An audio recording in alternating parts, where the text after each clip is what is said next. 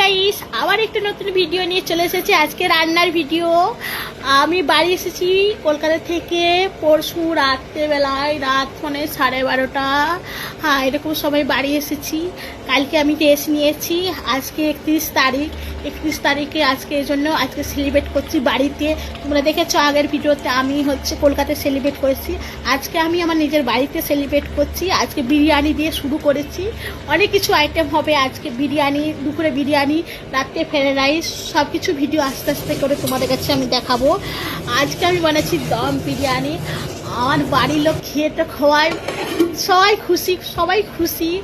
খুবই দারুণ খেতে, টেস্টি। এমনি তোমরা দোকানে চেয়েও পাবে না এরকম বিরিয়ানিটা। বাড়িতে নিজের হাতে সবাই বানিয়ে খাও, অসাধারণ।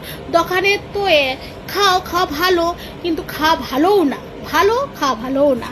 আর এই জন্য তোমরা সবাই একটু বাড়িতে এরকম করে বানিয়ে একটু সেলিব্রেট করো। নতুন বছর রাত 12টা বেজে গেলে 2026 পরে আছে, আর আমি 2025-এ আজকে লাস্ট বিরিয়ানি বানাচ্ছি, দম বিরিয়ানি। তোমরা সবাই কমেন্ট করে বলো আমার বিরিয়ানিটা কেমন হয়েছে। আমি নিজের হাতে বিরিয়ানি বানিয়েছি, এই জন্য তোমরাকে একটু শেয়ার করছি। বেশি একটু আমাকে শেয়ার করে দাও আমার ভিডিওটা। আমার পাশে থেকেও আমাকে ভালোবাসা দাও। আমার কাছ থেকেও তোমরা ভালোবাসা পাবে। আমার পেজটা একটু গোলমাল হয়ে গেছে প্রচুর। আমি সবাইকে ফলো করেছি, আমাকেও ফলো করে না। একটা দিদিভাই আমাকে বলেছে, তার কাছ থেকে আমি সব কিছু জানলাম কী করতে হবে। আমার মনটা ভেঙে গেছিলো, তাও ভিডিও করছি আমি, তোমাদের সাথে শেয়ার করছি। কেমন হয়েছে বিরিয়ানিটা সবাই বলো। সবাই হ্যাপি নিউ ইয়ার, অগ্রিম শুভেচ্ছা সবাইকে।